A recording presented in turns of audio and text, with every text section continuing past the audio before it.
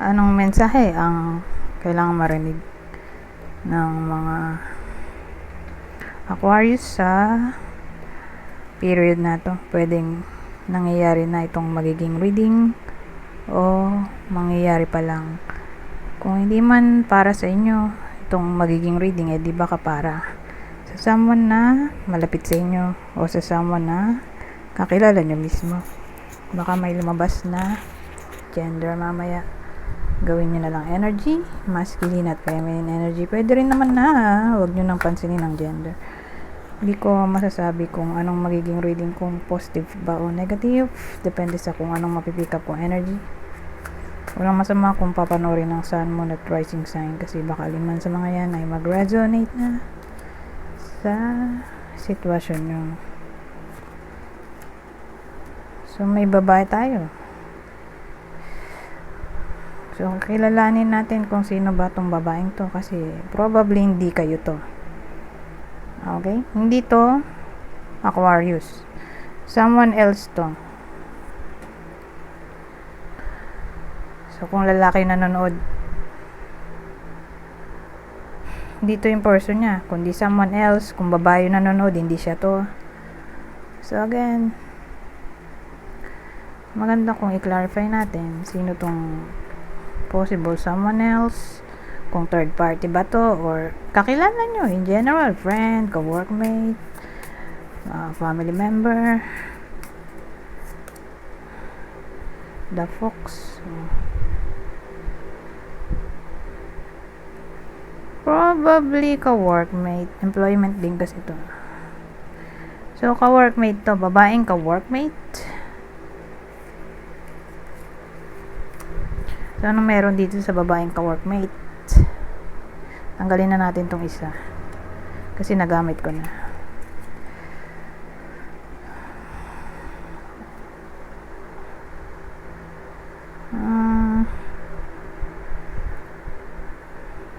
So, para sa kanya tong reading na to. Or ito yung magiging action niya sa iba sa inyo. So, meron tayong 9 of Wands, Death, Hanged. Ano tong 9 of Wands?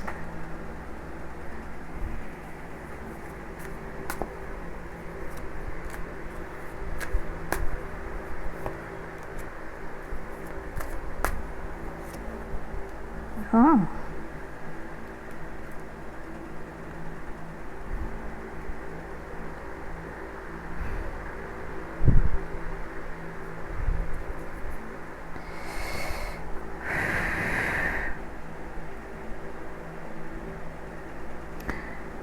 So, ang dating sa akin,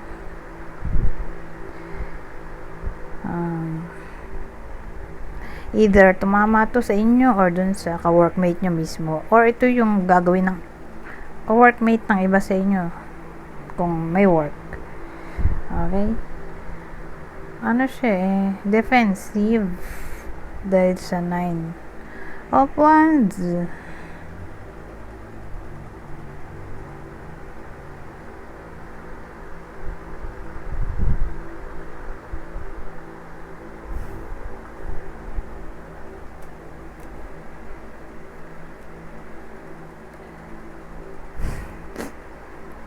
Ang dating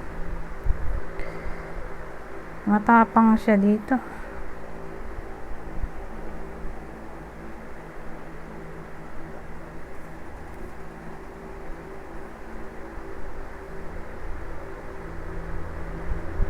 Wala raw siyang kasalanan. Dito sa dalawang to, hindi daw siya sinungaling. Malinis daw ang konsensya niya. Pinaninindigan niya dito sa dalawang card na to, kasi pareho din naman silang courage.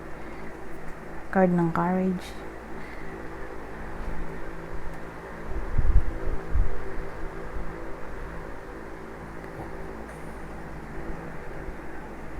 Ano yun?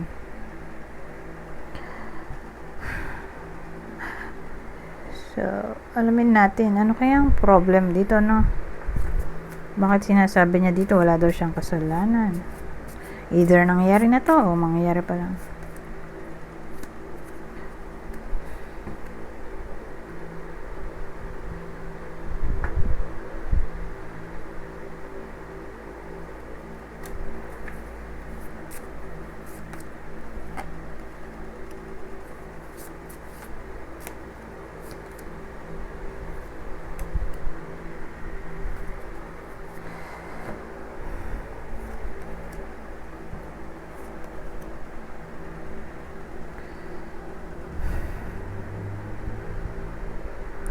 Kasi itong ano natin, ang Five of Swords, yun lang naman yung possible problem eh. Kiniklaim niya wala daw siyang kasalanan.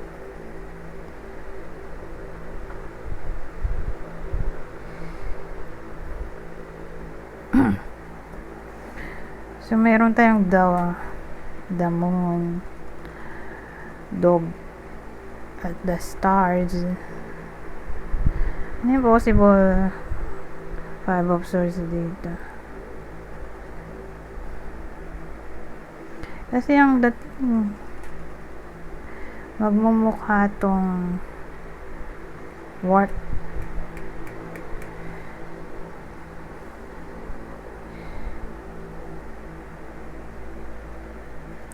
All about alliance.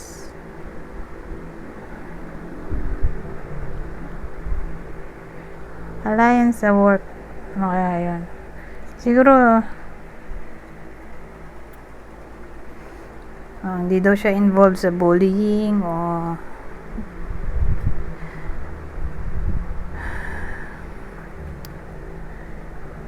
hindi daw siya nagpasimula ng mga alyansa sa workplace, like union ba tawag doon?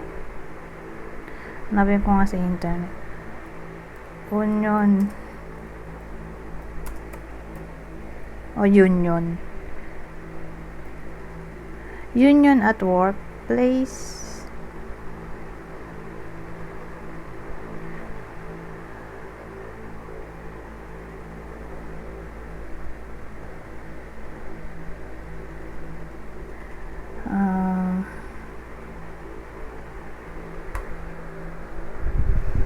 So yun nga, about union, siguro mas tatama to sa HR.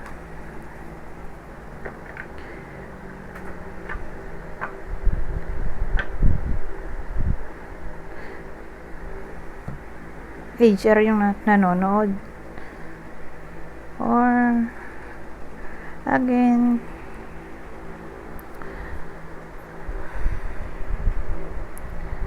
bullying siguro. Alliance na kasi to eh. Ito marami.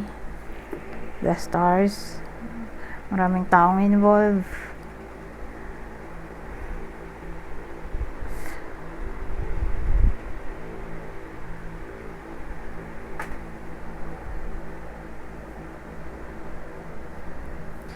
Or hindi daw siya nagsinungaling. Ganun eh, kasi may ano tayo nga eh. Seven of Swords na pala to. Kala ko Five of Swords. Di deception card nga yan.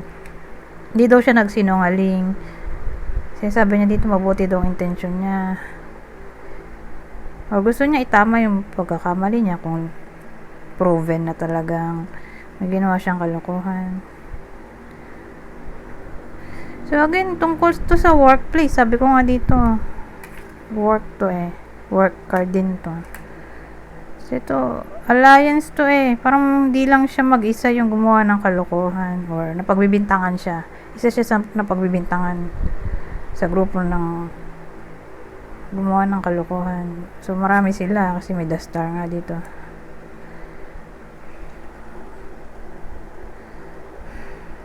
So yan, so again, anomalya to sa workplace. Na may involved tong babaeng to. Ka-workmate ng iba sa inyo. Or kung bullying, binubully yung iba sa inyo. So, Ito, loan na kasi to eh. Papasok na yung admin. Halimbawa, ipatawag sa admin. Tapos, i-deny niya nga yung bullying. Na hindi daw siya kasama sa mga taong nambubully. So, ito na yung enemy ng iba sa inyo. Isa sa enemy. So, again, kung dito applicable sa inyo di baka tumama sa someone na malapit sa inyo na may work. Anyways,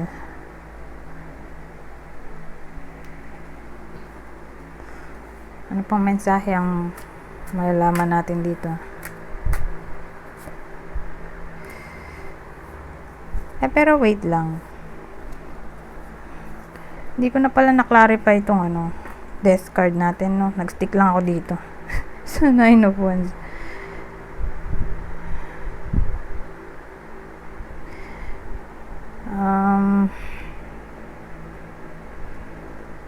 So, itong death card natin, card siya ng transformation, di ba? Ngayon, kakaroon ba nun? Ang last card natin ay Hanged Man. Malabo kasi waiting card to. Nakalagay naman. Hindi pa yan agad-agad magiging clear yung case na to. Wala pang resolution o action. Wala pang malinaw na sagot. Okay, sa period na to. So, parang mahahang yung iba sa inyo. O magiging feeling stuck. Kasi wala pang clarity.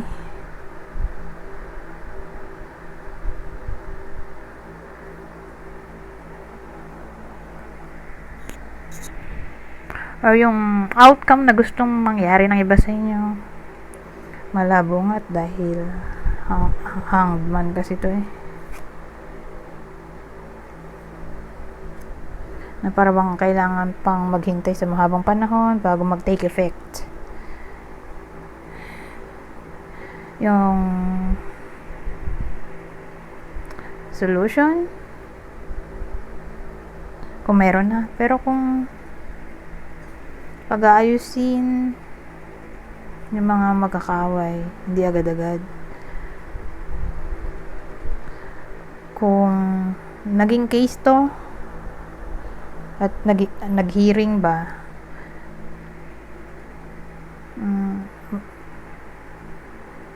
nag-hearing sa admin,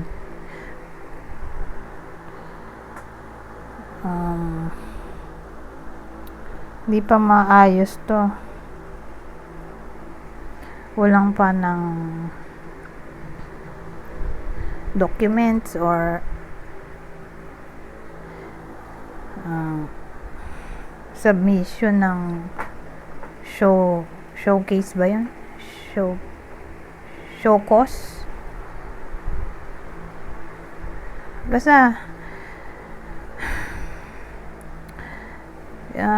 kailangan ng feedback ba sa both sides. So, since maraming taong involved, kung may anomalya man na nangyari dito,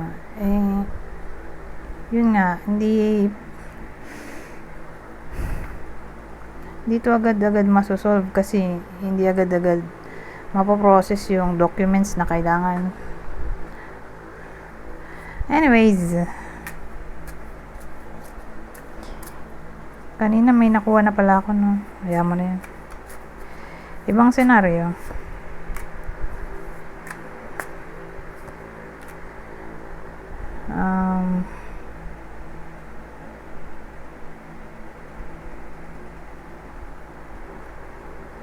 Be alert. Kasi may nagbabadyang distraction dito sa fire. O be aware kasi baka may maiiwan na mag-cause ng sunog. Okay? Ingatan ng gamit. Kasi nga may sunog dito.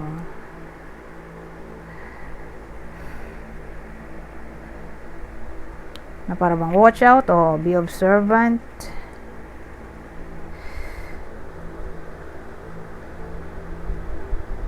Ngayon, ibang case, be alert sa mga taong nagkukos o magkukos ng pagka-drain ng energy ng iba sa inyo.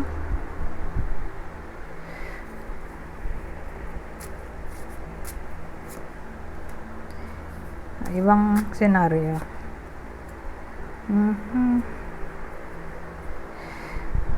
So, mag-ingat sa mga kung ano-anong klaseng activity na pwedeng ma-involve yung iba sa inyo kasi mapupulupot yung iba sa inyo in a way na hindi sila agad-agad makakalis sa sitwasyon. Madadamay sila sa punishment.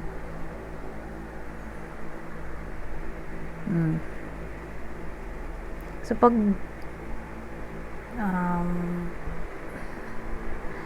nagkaroon ng kapalpakan, since member yung iba sa inyo, damay-damay na, ganun.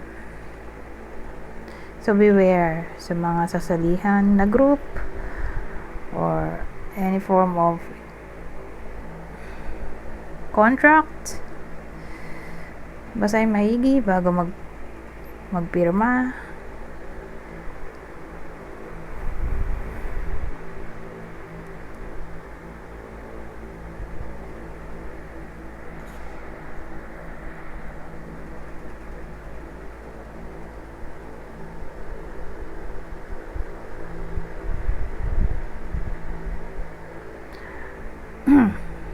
So, ano pang senaryo dito? Iniisip ko nga kung trauma bond ba to. Beware sa trauma bond. Trauma bond. Bonding. O bonding. Trauma bonding.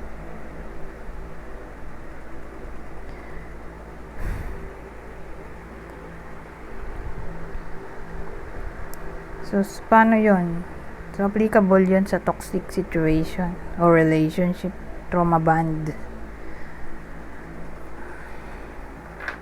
So, again, beware. Or karmic connection para sa mga single. Baka ma-involve kasi. Opportunity para sa healing ay posible or reconciliation.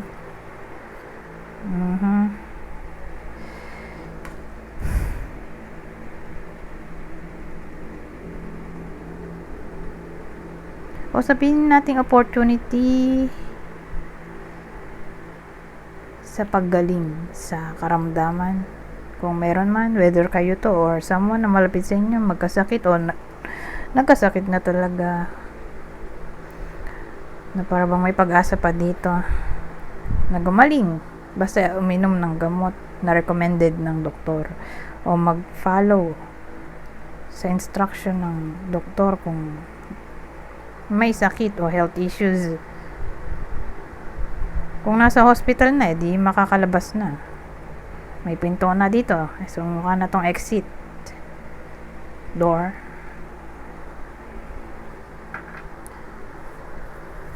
Exit door.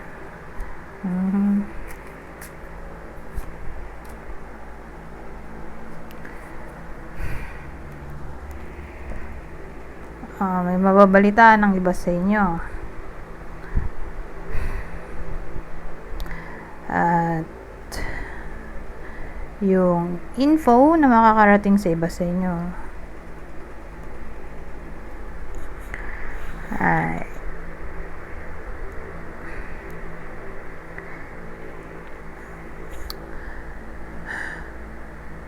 ewan ko, for some reason masasabihan ng iba sa inyo na selfish daw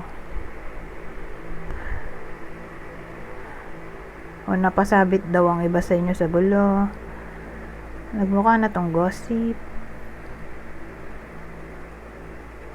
Ngayon, ibang case, sabihin natin may magandang mangyayari sa iba sa inyo. Like promotion, new employment, o any form ng good news mababalitaan ng iba ng kakilala nyo ang tungkol dito. Kung na recognize yung iba sa inyo sa work, ayan, parang kakalat yung info na may magandang nangyari sa buhay ng iba sa inyo. Ngayon, basahin ko na lang tong part na to. Kukuha lang ko dito ng 3. Basahin ko na nga lang para mabilis. General advice na to for the whole period.